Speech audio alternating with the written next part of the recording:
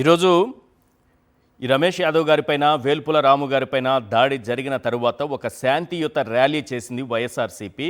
Police station వరకు వెళ్ళి complaint ఇచ్చే ప్రయత్నం చేశారు మీరు. అయితే పోలీస్ స్టేషన్లో ఏం జరిగింది? డిఎస్పీతో గట్టిగా ఎందుకు మాట్లాడాల్సి వచ్చింది? ఈరోజు కంప్లైంట్ ఇచ్చిన తర్వాత కంప్లైంట్ ఇవ్వడానికి పోయినప్పుడు నిన్నటి నుంచి చాలా బాధాకరమైనటువంటి పరిస్థితులు. నిన్న కొంతమంది దండగులు కూర్చొని టీడీపీకి సంబంధించినటువంటి వ్యక్తులు, వైఎస్ఆర్సీపీకి సంబంధించినటువంటి లీడర్లు అమరేందర్ రెడ్డి కానీ లేకుంటే చంటి అని చెప్పేసి సైదాపురం చంటి, వీళ్ళిద్దరి మీద దాడి చేయడము నిన్న కంప్లైంట్ ఇచ్చాం. ఈరోజు మార్నింగ్ మళ్ళా ఇదే బ్యాచ్ కూర్చొని రసూల్ అని చెప్పేసి మా వైఎస్ఆర్సీపీ లీడర్ ఒక అతను గాంధీ సర్కిల్ దగ్గర ఉంటే ఆయన మీద దాడి చేస్తానికి ప్రయత్నం జరిగింది. అక్కడ చాలామంది జనం ఉన్నారు, కొన్ని టీవీ ఛానల్స్, కొంతమంది విలేకరులు ఉన్నారనేటువంటి ఉద్దేశంతో అక్కడ నుంచి వెళ్ళిపోయినా అని తెలిసింది. ఉదయం 11 గంటలకు ఎస్పీ గారికి ఈ విషయం అంతా నేను కంప్లైంట్ చేశాను. సార్, ఈ రకంగా జరిగింది, నిన్న జరిగింది, మళ్ళీ ఈరోజు ఉదయం కూడా జరిగింది ఇదే బ్యాచ్తో, ఇంకా మీరు వాళ్ళ మీద చర్యలు తీసుకోలేదంటే ఆయన వెంటనే ఇమ్మీడియట్గా తీసుకుంటాం మేము చర్యలు అని చెప్పాడు. ఎస్పీ గారి దగ్గర నుంచి బయటకు వచ్చినాం, ప్రెస్ మీట్ పెట్టిన ఆడ నుంచి మేము పులివెందులకు బయలుదేరే 20 మినిట్స్కు ఈ దాడి జరిగింది. ఈ దాడి జరిగిన తర్వాత ఇంత హేయమైనటువంటి దాడి, ఎందుకంటే ఈ సభ్య సమాజంలో ఈ రోజు ఉన్నటువంటి నాగరిక ప్రపంచంలో ఇంత నీచంగా వ్యవహరించేది నేనైతే ఎవరిని చూడలేదు. ఈరోజు ఏం జరుగుతున్నాయి రాజకీయాల్లో అంటే, కుప్పంలో చంద్రబాబు నాయుడు గారి నియోజకవర్గంలో చంద్రబాబు నాయుడు గారు ఓడిపోయారు.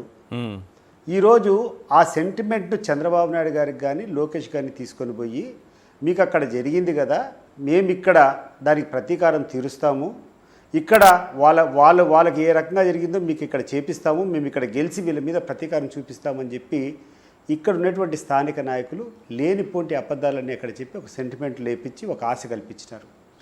దాంట్లో భాగంగానే ఈ ఒక చిన్న జెడ్పీటీసీ కదా, 10,500 ఓట్లే ఉన్నాయి, దీన్ని పోలీసులు వాళ్ళని పెట్టి దౌర్జన్యం చేసుకొని మేనేజ్ చేయొచ్చు, ఆ తర్వాత డబ్బులు ఎక్కడ పెట్టచ్చు, ప్రలోభాలు పెట్టచ్చు అనేటువంటి ఉద్దేశంతో ఎలక్షన్ కమిషన్ను ఎట్లా కన్విన్స్ తీసుకొని ఎక్కడా లేని విధంగా పూర్వపు కడప జిల్లాలో ఉన్నటువంటి 2 జెడ్పీటీసీలు మాత్రమే ఈరోజు ఎన్నికలకు వచ్చాయి. మామూలుగా ఎలక్షన్ కమిషన్ అనేది ఎప్పుడన్నా జరిగితే ఈ రాష్ట్రంలో ఉన్నటువంటి అన్ని ఖాళీ అయినటువంటి జెడ్పీటీసీలు ఎంపీటీసీలకు ఒకటే రోజు పిలవాలా. అవును, కానీ అట్లా పిలవకుండా కేవలం రెండు దాంట్లో ఇచ్చినారంటే కన్నా దాంట్లో వేరే పరమార్థం ఉంది. సరే, జరుగుతున్నాయి. నిన్న దాడి జరిగింది, దారిలో వచ్చేటప్పుడు మళ్ళా ఇది జరిగింది ఈరోజు సాయంత్రం. అదే బ్యాచ్, దానికి తోడు ఇంకా కొంతమంది కలిసినారు.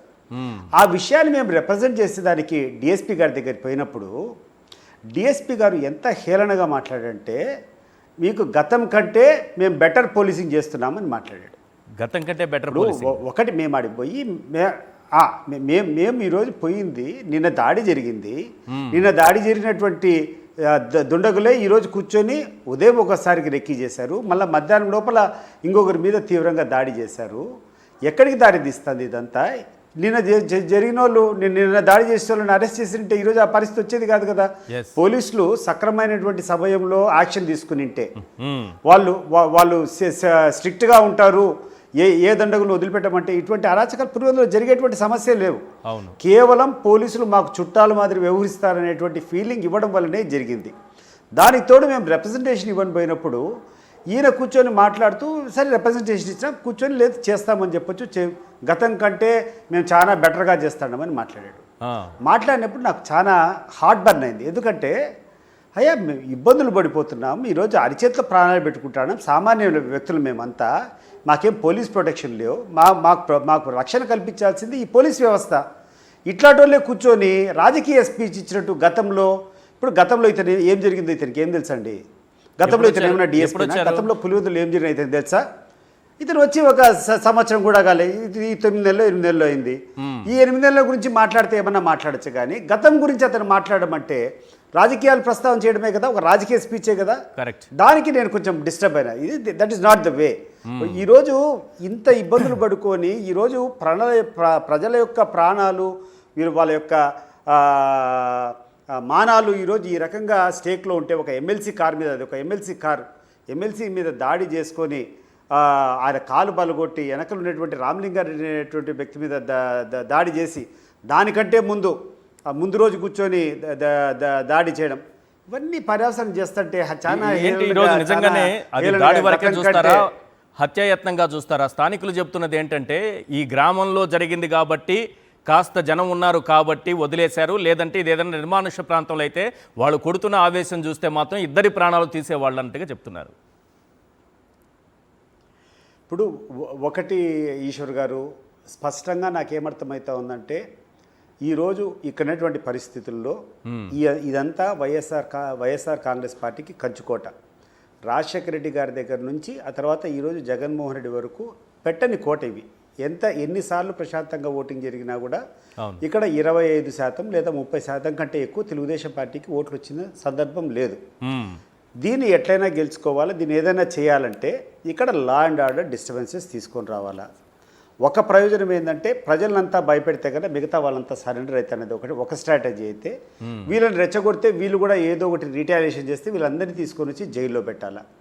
అల్టిమేట్గా ఈ యొక్క జెడ్పీటీసీ స్థానం గెలుచుకొని చంద్రబాబు నాయుడు గారి దగ్గర మెప్పు పొందాలా, పదవులు పొందాలా, లేకుండా అంటే ఏమైనా కొన్ని ఆదాయాలు పొందాలనేటువంటి ఆలోచన తప్పితే వీళ్ళకు కనీసం అయ్యా మేము ఇక్కడటువంటి స్థానిక లీడర్లు, ఇక్కడ స్థానికంగా ఎంతోమంది పార్టీ కార్యకర్తలు ఉన్నారు, వీళ్ళందరికీ కూడా మనం రక్షణ కలిగించాలా.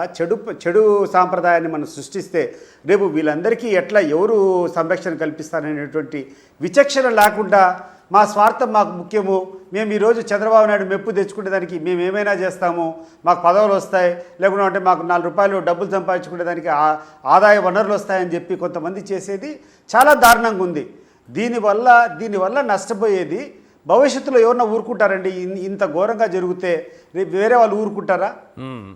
ఈరోజు మిగిలినటువంటి ఈరోజు ఒక 50 మందో 100 మందో పనికిరాని వాళ్ళు చేసేటువంటి దాడి, దీనివల్ల ఈ శాపం వల్ల రేపు ఎంతమంది తెలుగుదేశం పార్టీ కార్యకర్తలకు ఇబ్బంది ఉంటుంది? కరెక్ట్. తెలుగుదేశం పార్టీ కార్యకర్తలుగా రేపు వాళ్ళు కొనసాగలుగుతారా ఒకవేళ ప్రభుత్వం మారితే? అది తప్పు కదా. ఇప్పుడు ఎవడి పార్టీకి వాడు అభిమానించుకుంటాడు, ఎవడికి వాళ్ళు ఓట్లు వేసుకుంటారు, పోతారు. ప్రజాస్వామ్యబద్ధంగా చేసుకోవాలా. నీకు కలిసినటువంటి ఇప్పుడు నువ్వు చెప్తున్నావు, నువ్వు ఏదో బెనిఫిట్స్ చేస్తామంటావు, లేకుండా ఇంకో ప్రలోభాలు పెడతావు, పెట్టుకొని చేసుకో. అంతేగాని దౌర్జన్యకరం చేయడము, ఫిజికల్గా అటాక్ చేయడము, రెండోసారి చేసినప్పుడు పోలీసులు కంప్లైంట్ ఇవ్వడం పోతే అతను డిఎస్పీ గారి స్థాయిలో ఉన్నటువంటి వ్యక్తి గతంలో కంటే మేము మెరుగ్గా అని మాట్లాడినప్పుడు నిజంగా చాలా హర్ట్ అయినా. That is not the way police officer should speak. He was not the police officer then. ఆ రోజు ఏం జరిగిందో అతనికి ఏం తెలుసు? ఎందుకు గతంలో పులివెందులలో టీడీపీ నాయకులు ఎవరైనా సరే, గతంలో మీరు అధికారంలో ఉన్నప్పుడు టీడీపీ నాయకులు ప్రాణాలు అరిచేత పెట్టుకొని బిక్కుబిక్కుమంటూ కాలం గడిపారా? 5 ఏళ్ళు వాళ్ళపైన ఏమన్నా దాడులు జరిగాయా, లేదా హాయిగా హ్యాపీగా బతికేశారా? 2019లో జగన్మోహన్ రెడ్డి గారు ముఖ్యమంత్రి అయ్యారు. 2020లో నేను రాజీనామా చేసిన తెలుగుదేశం పార్టీకి. 2024 వరకు ఉన్నా. నా దగ్గర ఎటువంటి గన్మెన్ లేరు. నాకు ఎక్కడ కావాలంటే అక్కడ స్వేచ్ఛగా తిరిగా. నా జోలికి ఎవ్వరు రాలేదు, నన్ను ఒక మాట కూడా మాట్లాడలేదు. కాకపోతే నేను తెలుగుదేశం పార్టీలోంచి బయటకు వచ్చినా కాబట్టి నా మీద ఏం జరగలేదని మీరు అనుకోవచ్చు. ఇదే రకంగా ఈ పులివెందుల కాన్స్టిట్యున్సీలోకి సంబంధించే బీటెక్ రవి ఉన్నాడు. ఈ పులివెందుల కాన్స్టిట్యున్సీలో ఇటీవల గెలిచినటువంటి రామ్ గోపాల్ రెడ్డి ఉన్నాడు. ఈ పులివెందుల కాన్స్టిట్యున్సీలోనే పేర్ల పార్థసారథి రెడ్డి ఉన్నాడు, పేర్ల శేషారెడ్డి ఉన్నాడు. అనేక మంది కార్యకర్తలు ఉన్నారు. ఒక్కరన్నా కూర్చొని మా మీదకి వచ్చినారు, మా ఆస్తులు ధ్వంసం చేశారు, మమ్మల్ని తీసుకొని పోయి కొట్టారు, లేకుంటే మా మీద దాడి చేస్తారని ఒకరిన కంప్లైంట్ ఇచ్చారండి ఈ 5 సంవత్సరాల్లో? జగన్మోహన్ రెడ్డి గారు ముఖ్యమంత్రిగా ఉన్నటువంటి 5 సంవత్సరాల్లో పులివెందుల్లో ఉన్నటువంటి తెలుగుదేశం పార్టీ కార్యకర్తకు ఎవడి మీదైనా దాడి జరిగిందా? ఇన్ఫ్యాక్ట్ నేను ఒక చిన్న విషయాన్ని నేను గుర్తు చేస్తున్నా. ఈరోజు యాక్టివ్గా ఉన్నటువంటి వ్యక్తి పోరెడ్డి ప్రభాకర్ రెడ్డి అని చెప్పేసి మాజీ జెడ్పీటీసీ సభ్యులు ఒక సందర్భంలో నాతో మాట్లాడుతూ ఇంత ప్రజాస్వామ్యంగా ఉంది నా పులివెందులా అని చెప్పి మాట్లాడాడు. ఈరోజు అతను తెలుగుదేశం పార్టీకి ఈరోజు వెన్నెముకగా ఉండి ఆయనే సూచనలు సలహాలన్నీ ఇచ్చి నడిపించేటువంటి వ్యక్తి. ఒకరోజు అంతర్గత సమస్య మేము కూర్చొని మాట్లాడేటప్పుడు, అన్నా ఈరోజు ఏందన్నా ఇంత స్వేచ్ఛగా ఇంత ప్రజాస్వామ్యబద్ధంగా ఉంది ఈ వైఎస్ఆర్సీపీ ప్రభుత్వం అని చెప్పాడు. అంటే ఎవరికి ఎటువంటి టెన్షన్ లేకుండా మనస్ఫూర్తిగా మేమందరూ కూడా అనుభవించడం. ఈరోజు కూర్చొని ఒక మంచి సాంప్రదాయాలు నెలకొంటున్నాయి ఇప్పుడు కాదు పులివెందులలో. డిఎస్పీ గారు మరి ఏం తెలిసి జగన్మోహన్ రెడ్డి బెటర్ గారు పోలీసింగ్ అన్నారు, గతం కంటే బెటర్ పోలీసింగ్ అని డిఎస్పీ గారు నేను అక్కడనే హర్ట్ అయినా. ఇప్పుడు గాయపడింది మేము, రేపు థ్రెట్ ఉండేది మాకు. నిన్న ఒకరికి జరిగింది, ఈరోజు ఒకరికి జరిగింది, రేపు ఎవరికి జరుగుతుందో ఆందోళన మేము పోయి రిప్రజెంటేషన్ ఇస్తే ఆ దెబ్బలు తగిలిన కూర్చొని మేము అరెస్ట్ చేస్తామని చెప్పకుండా, అసలు నిన్న చేసేటోళ్ళే కదా ఈ రోజు చేసింది. నిన్న ఎవరైతే ఆ దాడులు lapses చేశారో గురించి వాళ్ళేనా? చెప్పకుండా